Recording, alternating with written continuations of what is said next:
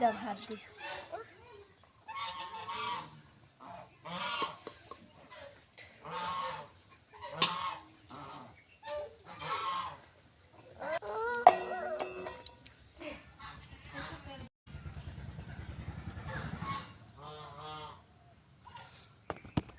বন্ধুরা, বাংলাদেশের মানুষ জানেই না যে রসুন ভর্তা খুব স্বাদের হয়। আর এই রসুন ভর্তা গার ব্যথাও চলে যায়, আর মুখে স্বাদও লাগে।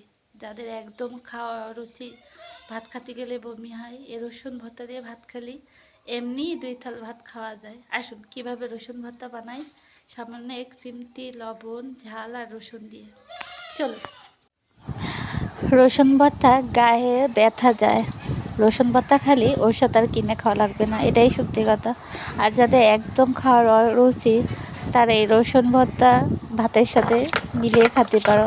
দেখো গালে খুব স্বাদ লাগবে আর বমি আসবে না, এতটাই স্বাদ লাগবে যে মনে হবে যে লাল টক টক ঝালে খাওয়া যাবে না, গালে দিলে এত স্বাদ, এমনিতেই 2-3 থাল ভাত খাইতে পারবো। আর এই রসুন ভর্তা করতে কোনো পানি লাগবে না।